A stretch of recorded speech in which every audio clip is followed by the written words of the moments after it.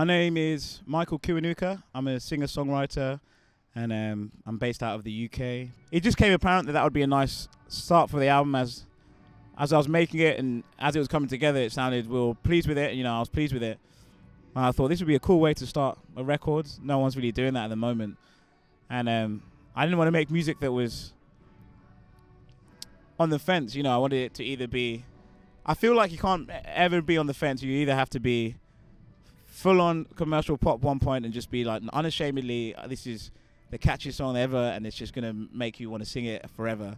Or you, on the other side, you want to make something that stands out, that doesn't really fit in, that just kind of shouldn't really work, but for some reason it's there. You're either that or the other, and there's nothing in between. So I thought, well, I'm definitely not like a pop artist as much as I would want to be sometimes. It doesn't really work like that. So this is the way I'm going, and I should lead with a 10-minute track because no one's doing that, and it's just completely the opposite of what's happening, you know. And that way maybe people might notice it, you know. It's always trying to write a song or come up with a melody or some chords or whatever like that.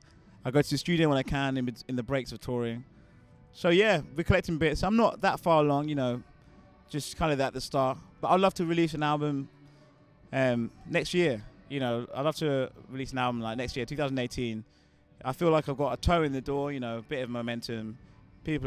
Some people are starting to hear some of the music, so it'd be good to come out with another record quite quick, you know. I think songs should reflect the times we're in.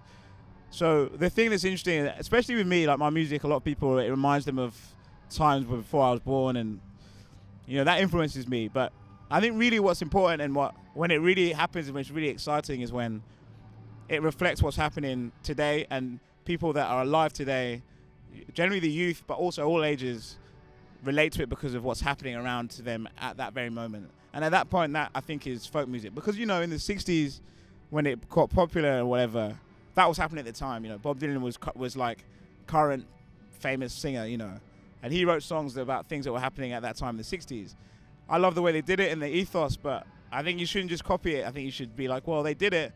Let's learn from what they did, which is what they sang, what they saw, and then we have to do that now for today, you know. Quite a few things. Probably the most important one for me was to never hide behind your lyrics. Sometimes you can be a bit scared to be that vulnerable and be that open and be such an open book because you're putting out music and people will judge it or listen to it and have their thoughts. So it's easy for songwriters to try and hide that and mask your lyrics with code or imagery. Just be inspired by the things you've always loved. Don't be ashamed to be like a kid and sound stupid in the studio when you're trying to do something.